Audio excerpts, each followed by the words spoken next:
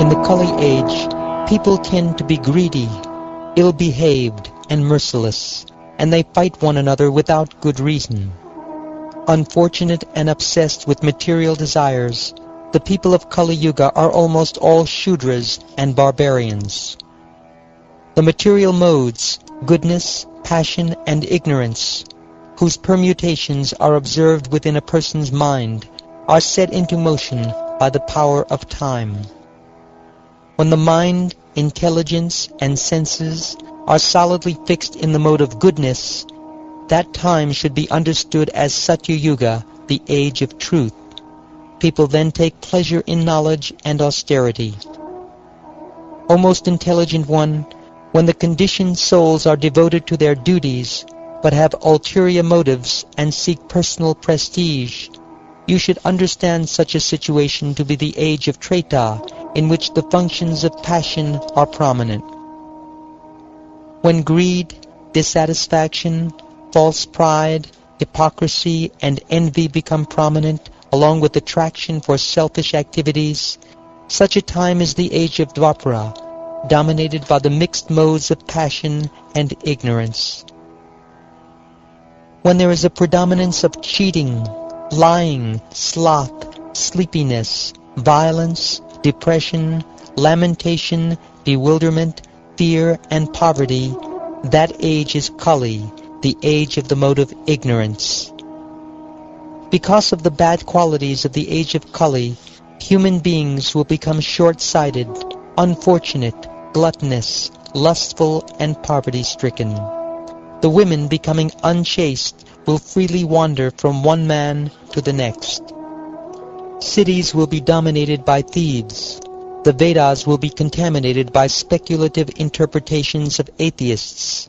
Political leaders will virtually consume the citizens, and the so-called priests and intellectuals will be devotees of their bellies and genitals.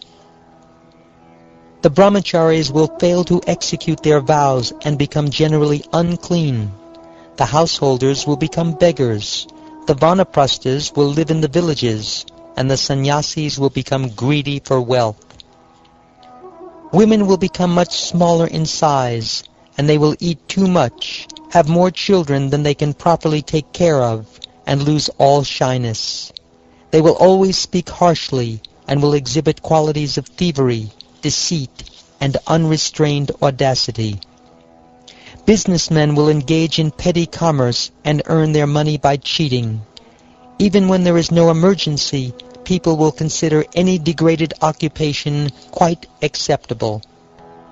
Servants will abandon a master who has lost his wealth, even if that master is a saintly person of exemplary character.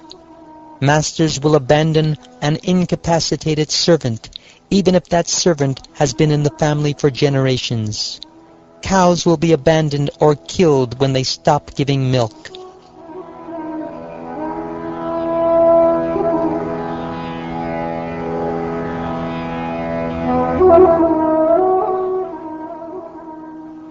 In Kali Yuga, men will be wretched and controlled by women.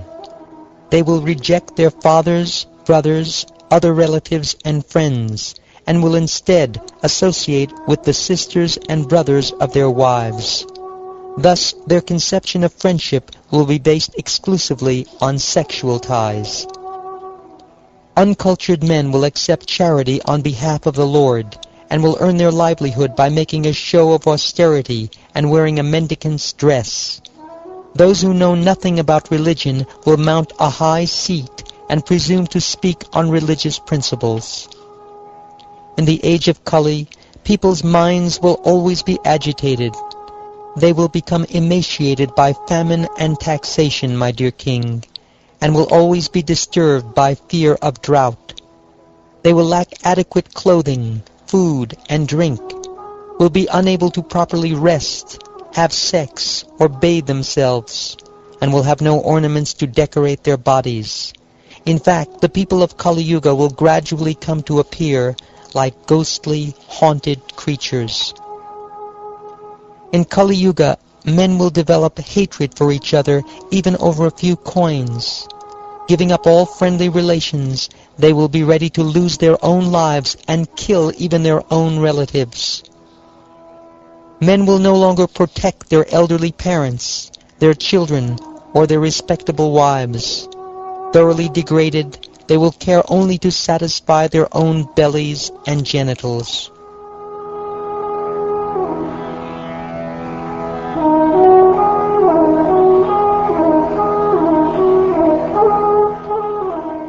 O King, in the age of Kali, people's intelligence will be diverted by atheism, and they will almost never offer sacrifice to the Supreme Personality of Godhead, who is the Supreme Spiritual Master of the universe. Although the great personalities who control the three worlds all bow down to the lotus feet of the Supreme Lord, the petty and miserable human beings of this age will not do so. Terrified, about to die, a man collapses on his bed, although his voice is faltering and he is hardly conscious of what he is saying. If he utters the holy name of the Supreme Lord, he can be freed from the reactions of his fruitive work and achieve the supreme destination. But still, people in the age of Kali will not worship the Supreme Lord. In the Kali Yuga, objects, places, and even individual personalities are all polluted. The Almighty Personality of Godhead, however, can remove all such contamination from the life of one who fixes the Lord within his mind. If a person hears about, glorifies, meditates upon, worships, or simply offers great respect to the Supreme Lord, who is situated within the heart, the Lord will remove from his mind the contamination accumulated during many thousands of lifetimes.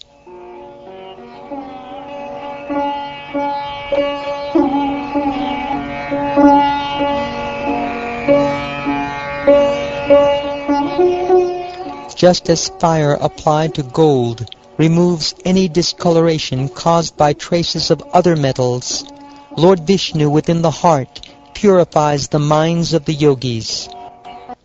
By one's engaging in the processes of demigod worship, austerities, breath control, compassion, bathing in holy places, strict vows, charity, and chanting of various mantras, one's mind cannot attain the same absolute purification as that achieved when the unlimited personality of Godhead appears within one's heart.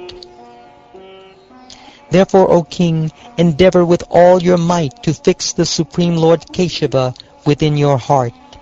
Maintain this concentration upon the Lord, and at the time of death you will certainly attain the supreme destination. My dear King, the Personality of Godhead is the ultimate controller. He is the Supreme Soul and the supreme shelter of all beings. When meditated upon by those about to die, he reveals to them their own eternal spiritual identity. My dear King, although Kali Yuga is an ocean of faults, there is still one good quality about this age. Simply by chanting the Hare Krishna Maha Mantra, one can become free from material bondage and be promoted to the transcendental kingdom. Whatever result was obtained in Satya Yuga by meditating on Vishnu, in Treta Yuga by performing sacrifices, and in Dvapara Yuga by serving the Lord's lotus feet, can be obtained in Kali Yuga simply by chanting the Hare Krishna Maha Mantra.